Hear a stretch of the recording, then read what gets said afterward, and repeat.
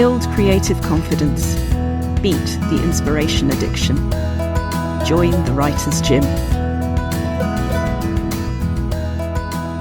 My guest today is the actor and playwright Louise Amias. Claire has worked extensively on stage and screen, including feature films, #1 touring, West End and regional theatre. She is also co-artistic director of a Monkey with Cymbals theatre company and has written, acted in and produced several projects. The Masks of Aphra Behn is an Offie award-winning one-woman show about the first professional female writer in the English language. The show went on a national tour and helped raise funds for the successful A's for Aphra statue campaign. She wrote a follow-up play, Oranges and Ink, about Ben's possible friendship with Nell Gwynn. This was Offie-nominated and had a West End run. Her current project is Haunted Shadows, the Gothic tales of Edith Nesbit, which is touring the UK now until May of 2026. This is an adaptation of 3 of Edith Nesbit's creepiest stories, and it is in the world of creepy stories that I first met Claire. Louise Amias, welcome to the Writer's Gym. Hello, lovely to see you, Rachel. It is really, really lovely to see you. I met you originally in your acting in ghost stories capacity in Borley Rectory, and I've sort of got talking to you about pretty much every angle of the Gothic in one way or another ever since. So, among other things, as well as talking about the writing, the adapting, it would be so lovely to hear about your history in ghosts, because that has been so formative for you, hasn't it? Well, yes, of course. I think more or less started acting-wise with Borley Rectory, actually, and that had some success. And of course, I know you through it because your boyfriend, Mark, distributed it, right? And one of my other guests this series, Ashley Thorpe, directed it. But do you want to give a bit of first of all, to tell us a little bit about it, as if I don't know, because it's a wonderful, wonderful thing. But also, I think one of the creepiest sides of that was I actually met you and your husband Jonathan Rigby through that. But he is the most memorable corpse during that, isn't he? So that would have been quite. He was playing Harry Price. Yes, the very famous real-life ghost hunter. And Borley Rectory, of course, was apparently the most haunted house in England before it burnt down mysteriously, possibly in ghostly reasons. And I was playing Mabel Smith, who was one of the rector's wives, who experienced various apparitions and found a gruesome skull in a cupboard. And saw ghostly nuns. So that was a lovely project to be part of. And of course, Ashley Thorpe is a master animator, and that was all shot on green screen. So we're acting to a blank background, had to imagine where things were. You know, that was extraordinary when we actually saw the finished project, and you could just see all the beautiful details that he created within the mise en scène of the film. And really, really stunning. Did that feel like love at first sight in terms of casting? Because just from what I know about you and your Gothic and literature background, wow. Yeah, well, I've always loved ghost stories and the Gothic. Hadn't done really that much acting to do with it, to be honest, at that point. And so, yes, I was wearing 1930s clothing and hair, and I got to look like something from one of those 1930s ghost story films. And it was wonderful to work on, really. If we briefly flash forward a number of years, I'm just trying to work out how many. Was that 2016? Yes, it was around that, yeah. And we're now 2025, and I'm going to ask you to go into the awards and the nominations. Oh, right. Shadows. It feels like a through line of some kind. Yeah, absolutely. So, what I'm currently working on and about to start the tour of is a show called Haunted Shadows, the Gothic tales of Edith Nesbit, which is a portmanteau ghost story theatre show. It's a solo show, and I'm playing Edith Nesbit, telling 3 of her most creepy stories.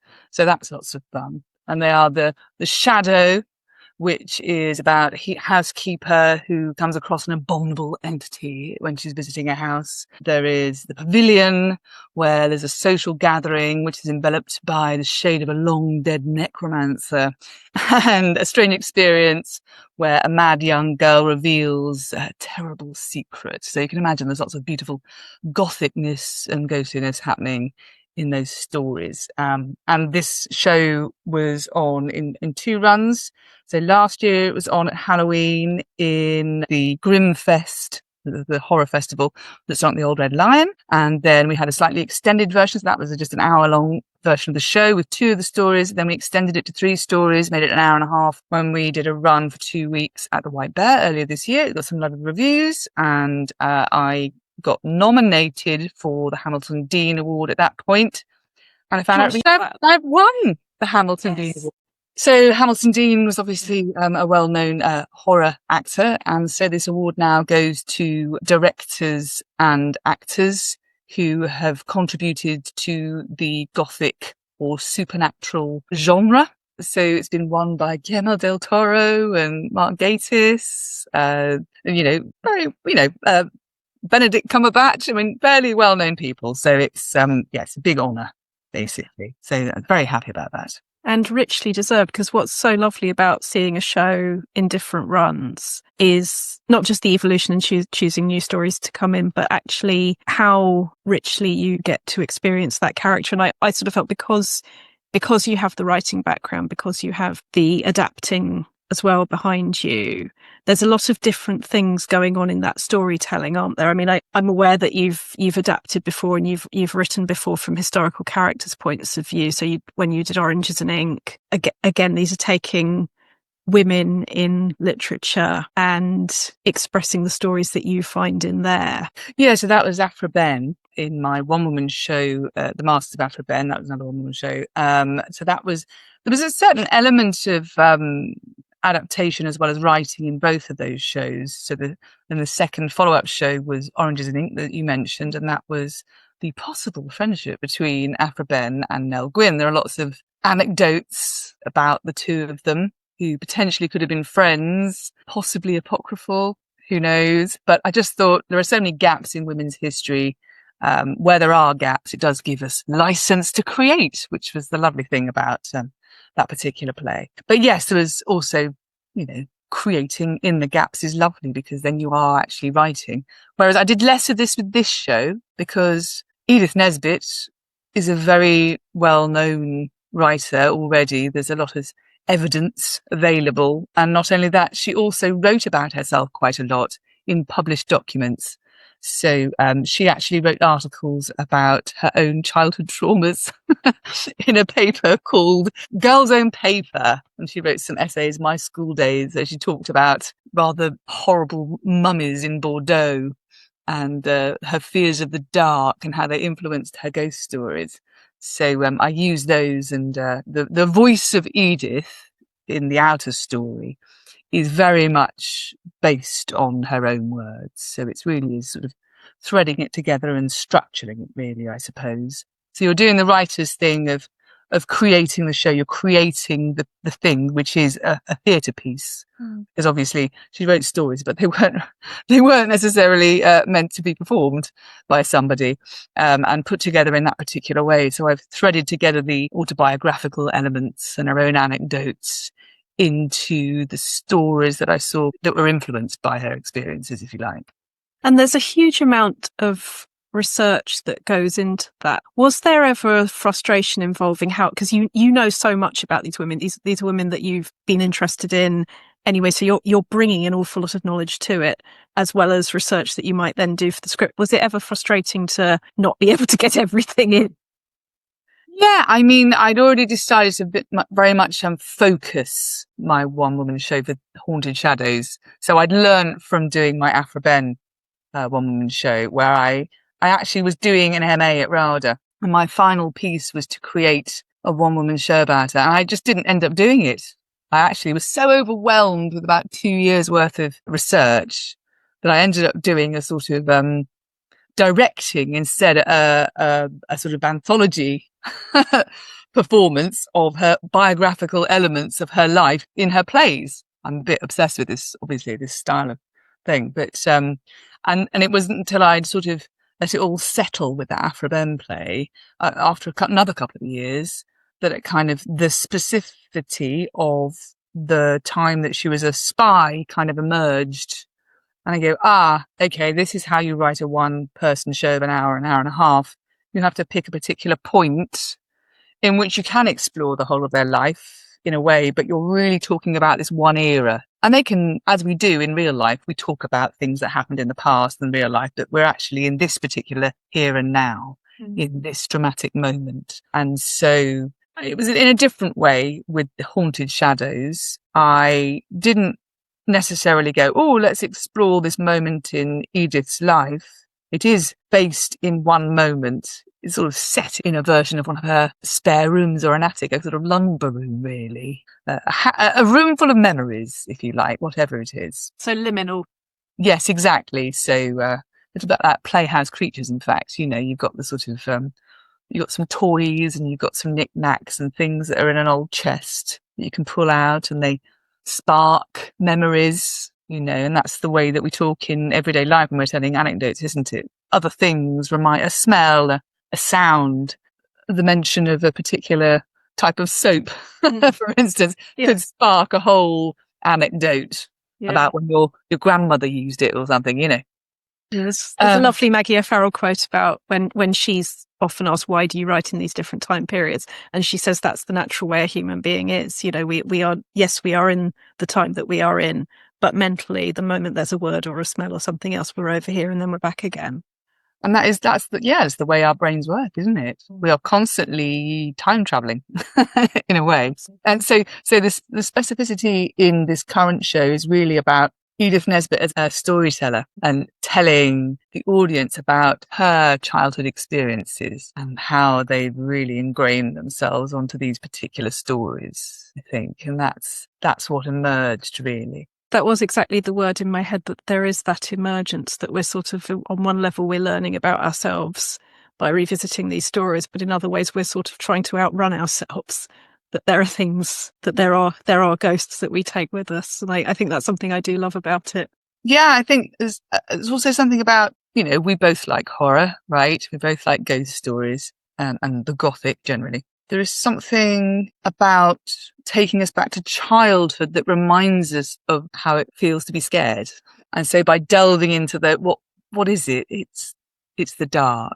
It's not knowing. Something that I do remember talking to you about a while back was being in houses that have memories, or that when you associate rooms and places. And because when I met you were, I won't say any details, but you were living in a house that had been part of a family. And I grew up with my grandparents the first 10 years of my life. And because my grandmother then had dementia, and a lot of my memories are of that house and her remembering things or not remembering things. I think something that has always just really worked for me about storytelling is that those liminal spaces, that's sort of the human condition, isn't it? You know, there's this generation in this space and then there's that generation in that space.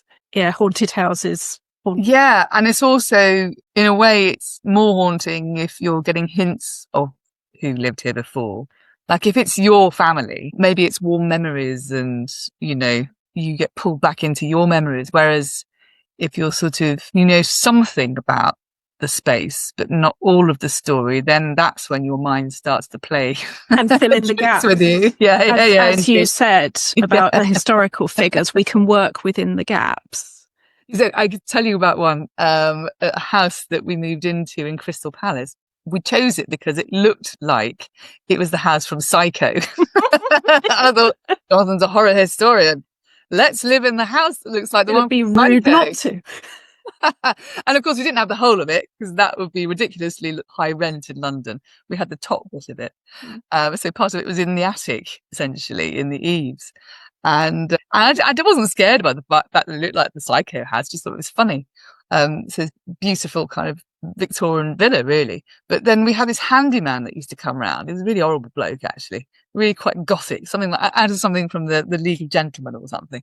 And he was always having to fix pipes or something.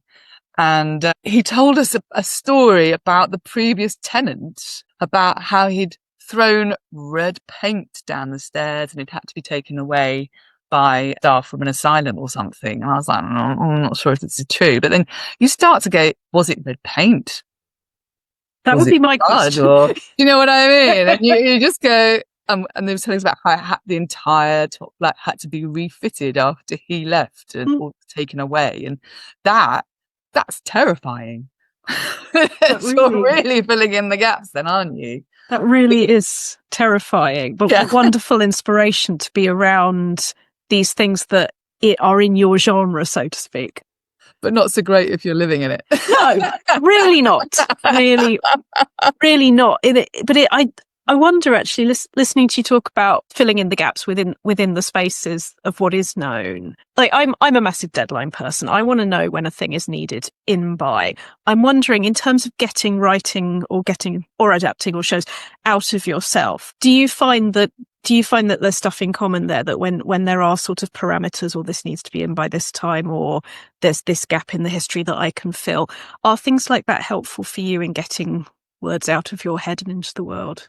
I think generally, like, timings and dates aren't, if I think of it in terms of that, I don't find that helpful, but they are useful in terms of, can I project myself into it? So when I am able to get something just done, I know I will do it. I've got absolute certainty that I know it will get done, is because I can see the end result, whatever that is. It's me on a stage at this particular place, or it's a vision of the whole mise-en-scène of everybody on stage, or, I have a firm picture in my head. And at that point, I know it will happen. That's beautiful. It's a lovely way of visualizing it. And I use that. I actually utilize it purposefully sometimes, do that as well. Make myself kind of, I hate the word manifest. I was just thinking, we're talking about ghost stories and we're basically avoiding the word manifesting. But it's horrible. I'm manifesting. Anyway, no. It's kind of linked, I suppose. But completely. If you see yourself doing it, you're much more likely to be able to do it, Yeah. And it's a very good technique for books as well, is when we're talking about, when we imagine what the cover's going to look like, when we imagine what's on the back of the cover. It's not, I mean, God knows it can also be just because it's really fun to do. But the purpose of that is to know there is going to be an end to the process, of the process that you're engaging in. You're doing that in order for this to happen, that it's already part of what's happening today. It's so I don't even want to go on a walk unless I know there's something I'm walking to. So it's like, we're going on a walk today. Okay. We're going to a castle or a shop or something at the end of it. Yeah. Or even a tree. Don't care. I just want to know what I'm going to. Not just sort of generally doing it. It's so interesting that you're like that about places, but not about time, because I'll be like that. I'll use mark and doing something as a deadline, as in, I want to know what time we're going for a walk later so that my brain can know it's writing until then. Whereas if I don't know, it's almost like sort of looking at the door and, are we going to do this? And when I've got a time around myself, even if it's 10 minutes or 5 hours, as long as I know what it is, I can pour myself into it. But what works for you like that? As I say, I think, as I say, I think it's just a way of looking at it, isn't it? So a form of a deadline, but if I don't think of it as the date, because that can be quite scary for me, if I think of it as the vision, the visual part of that, which is, at this point, this thing has happened and I've achieved this thing and this thing exists and I can see it in my mind, then that's the thing that I'm going to, not the date, if you see what I mean, or the time or whatever. So it's almost like to avoid it being that you've got something clearer and stronger. Yeah, or just the way your brain works, isn't it? I think this is the thing that, really blew my mind, when I'm teaching, because I teach acting as well, as you know, and you might not know if you're listening to this though. And, when you're trying to give quite simplistic directions to children, I do one-on-ones, I was told that people see things differently. I didn't realise that some people couldn't see things, their imagination as three-dimensional, like a photograph or a video in their mind. Yeah. Some people see in words or whatever. And so that blew my mind, that people see in different ways. And then you just work with what works for you. I will never be a maths genius and I won't see in numbers, Damn it. Yeah. think I've missed that buff, but I do see in images, you know, and so it's what works for you, isn't it? Really, that's like writing, isn't it? You know, you've got to work with what works for you, I suppose. Yeah, and I'm just thinking about creative confidence and when we are wanting to get the best out of ourselves, are there things that you've done to either build your confidence or get your interest back in a project? Well, I think, you know what? I think the more I dig at something and try, the worse I get at it. I think it just has to be kind of have the inspiration or not, have the vision of what you want. And if the vision isn't there, however much I scrape at it, if I've just lost the mojo, then that's kind of, you know, that's, you know, for me, I think the more I try to be correct, the worse, you know, the less creative I am. Can I stay with that for a minute? So I think that is something really important, that if something doesn't work for us, the non-confident position is, therefore I must try harder at this. But actually what you've learned is it's completely the opposite. If something doesn't work for you, that's useful information. This way of working or this thing doesn't work for me. I will go and play with the one that does. And this is the thing though, because sometimes though you leave it and you come back to it later and you've got your mojo back and wow, it's like the Aphra Behn thing. I did the MA and I was like, yes, I'm going to do this thing. And I was just like, I've got too much research and I've just lost the plot. Literally, I don't know where the plot is. There's too much information. Yeah. I left it for 2 years and then it gestated and then it just appeared one day. And I probably wrote it incredibly quickly, you know. Tell me about incredibly quickly. I know it's a while ago, but do you have a sense of how long that was? Oh, it was in a couple of months.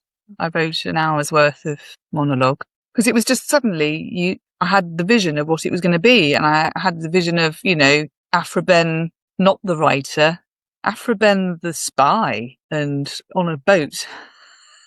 And that was where it started. With spying letters and things like that. And then, of course, from that, you can talk about, you know, her family life and early life, but you can also talk about her writing later on because I've set it as her later on after she'd written The Rover, her most famous play, looking back on her spying time. So therefore you can jump around a lot, but you're focusing one bit and you can talk about how, for instance, in that case, it was about she was the first professional woman writer in the English language, and how did being a spy during the Dutch Wars for King Charles II enable her to be a professional writer. There were female writers, but they were usually knobs. You know, they were of the aristocracy.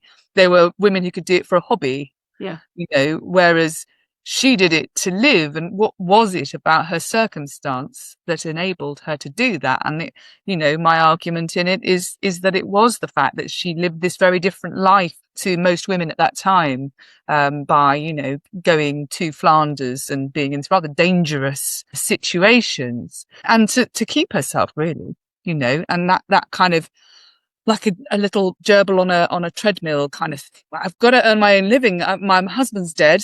And I've got to, you know, find a way of earning my keep. How can I do this? Oh, spying. Somebody's off me spying. I'll do the spying. Oh, but I want to write. Oh, I'm right. I can write now. I can write and earn my keep, you know. Yeah, anyway, that's, it's funny how sometimes leaving things alone can just allow things to kind of gestate, can't they? I mean, you must find that with your books. Absolutely. And I think there is so much in what you say about while the iron's hot, or go where the fish are, as David Lynch has it, that, you know, it will swim past, get it as it swims past, and you'll get so much done. Go, oh, right, I've seen that fish now, it'll be there later, I'm too busy or I'm not in the mood. No, it blimmin' won't. And that is important. The one thing I haven't gone anywhere near so far is what I think of as art-life balance, speaking of David Lynch misquotes. Any tips or any things that work for you around making sure the writing gets done, but also that life gets lived? I don't know if this is the right person to ask this question to. Is there a right person to ask that question? Well, it tends to sort of go all or nothing. It's either I'm not doing anything, or it's like, this is what I'm doing. What I've done, because I'm an actor and a sort of a theatre creator, a theatre maker and writer, I think what I've done is the two out of the 3 times I've written plays that have been staged and I've actually got somewhere, I have got myself an understudying job because I knew I'd be just paid to sit in a room. And boredom is wonderful for inspiring me. I get bored very, very easily if I'm just, somebody puts me in a room. I can't watch telly for that many hours, or go over lines for that many hours, So being locked in a room. It's such a wonderful example, the way that every writer I speak to, including me, the jigsaw that they've created in order that can happen, that most of us are not in a position that it's not advisable to be earning money doing more than one thing. And to find something that is not just money, but is interesting and is part of who you are. If I were understudying, that would be the worst thing in the world for me for writing, because I know what my brain is like with acting. And there's a sort of, like I was saying about going for a walk with Mark, there's a part of me that just keeps looking at the door. Do I have to do something? Whereas for me, the coaching, going into somebody else's brain, getting the objectives of that, helping them become the best version of the professional and personal self that they want to do, I will very happily do that, go back to writing, and I'll sort of feel like my brain it's almost cleaner for it. It's like whatever I do is helping the other thing. But I know there are people for whom that would be a nightmare, because it's finding the jigsaw that works for you, isn't it?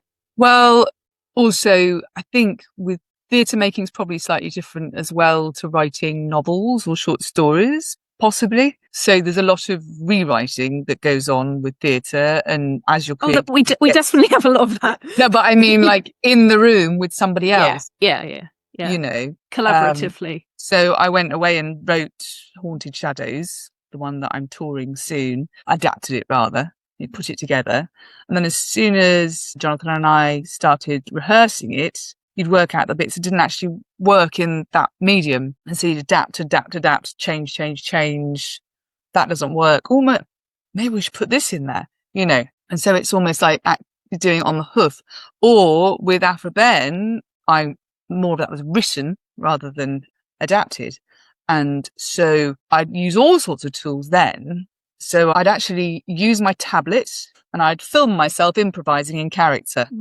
So I'd be Aphra Behn's mother, sort of telling her to go and find somebody new to marry, or I'd be a sort of rather pompous captain or something and just improvise. I kind of knew what information I needed to get out, in that bit or what I wanted to kind of bring in. But then I'd just improvise it with no notes or anything. And then I'd write it out as a sort of, what do you call when you just write out everything you hear? What's it called? Brain dump.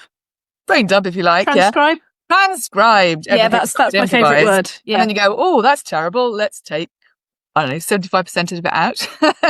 Yeah.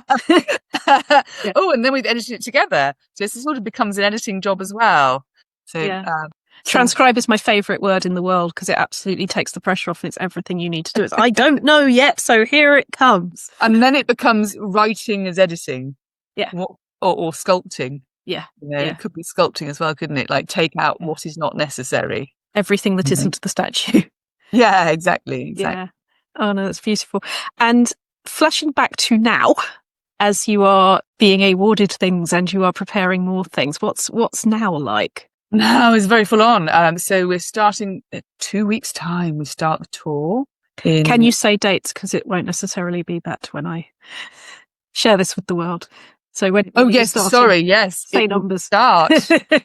The tour will start on the 24th of October at the Alma Tavern in Bristol. That's for 2 nights. And then we're going to the northeast. We're going to Yarm, to the Friarage Theatre. I won't tell you all of them because there's lots and lots of venues. Tell us where to find them. Alnwick Playhouse, and then we're going to Greenwich Theatre. But yes, we're going all around the country, and we're having a little pause after the 13th of December. We finish this year's shows at the Yvonne Arno, which is lovely. Then we start again at the wonderful Ustinov studio at Bath Theatre Royal on the 10th of January, which is lovely. Then we have a little pause, and then in April and May we're back, and we're doing about another 7 dates then as well. So we're not actually finished until late May 2026. So it's quite a lot. But is this the longest you've experienced one character on the trot? Yes, it is actually. Yeah. Yeah, and certainly the most tour dates. There are a lot. I mean, we're doing a lot of 1, 2 nighters, some 3. It's in some ways it's easier when you're doing lots and lots, but of course it's an hour and a half of just me, so it's quite exhausting, and there'll be a lot of travelling as well. So I'm kind of pacing myself at the moment and trying to make sure I keep healthy and all that, you know. And are you writing new people while you are doing that, or are you staying firmly in that universe for now? At the moment, it's that universe, because I'm also being producer hat on as well. You know. Yeah. It's you have many hats. You wear them exquisitely. They are many hats. Yes, it's a bit crazy at the moment. I've decided to put a cap on doing these. I'll have the second half of this year will not be Haunted Shadows related. I've just decided after May I need to think of new projects and stuff. But for the moment, it's all Haunted Shadows related. So and that's another good tip in itself, is giving ourselves time to think very calmly and for as long as it takes on a blank page. We don't know what's necessarily around the corner. Giving yourself time to breathe, think, feel. Yeah, because that's exciting, right? I don't think we'd be in the careers that we're in if we were the sort of people that like routine. You want something new around the corner, don't you? Yeah, and you're talking about work-life balance. I suppose for me, actually, having teaching acting, one-on-ones, the occasional group class. I used to do a lot of group classes. I direct adults in the evenings as well, direct plays, 1 night a week for 2 terms, that sort of thing. That does keep me grounded, because I think, like you, having some of your attention on somebody else intensely is very good for you, isn't it, when you're in the arts? Because it stops you being kind of inward looking, and it stops some of the anxiety and fretting about your own work, because you're actually turning it out onto somebody else. And it's remembering that everybody else, not that we do forget it, but everybody else is just as real as we are, and everybody else is just as afraid of things, wanting things. It's all inspiration in the end. It's knowing everybody's different. There's so much out there. And you're right. When I'm directing my adult students, and they're not professionals, and they're experiencing stage fright sometimes for the first time, and they get almost a little bit spiky, and oh, you've suddenly turned personality. You go, oh God, you're just really nervous. Oh gosh, you're lovely, actually. You're just being a bit of a pain right now because you're nervous, and and it's sort of it reminds you to be empathetic, and go, oh, possibly sometimes I'm probably a bit nervous and a bit unpleasant to be with as well. So it's all good, isn't it? Yeah, it's all good. You've told us the theatres. Is there somewhere we can find all of the theatres in one place, as it were? Yes, indeed. So if you go to www.amonkeywithcymbals.co.uk, you can find the full tour dates of Haunted Shadows, the Gothic Tales of Edith Nesbit. You can look at all our lovely reviews and find out a synopsis of the show, see photographs and a trailer and all sorts of things. So go and have a look. The links to all the individual theatres are on there as well. So go there, find out about Haunted Shadows. That'd be lovely. And that will be in show notes as well. So we will be absolutely directing everybody towards that. Claire Louise Amias, thank you so much for joining the Writers' Gym. Thank you so much, Rachel. You've visited the Writers' Gym with author and coach Dr Rachel Knightley.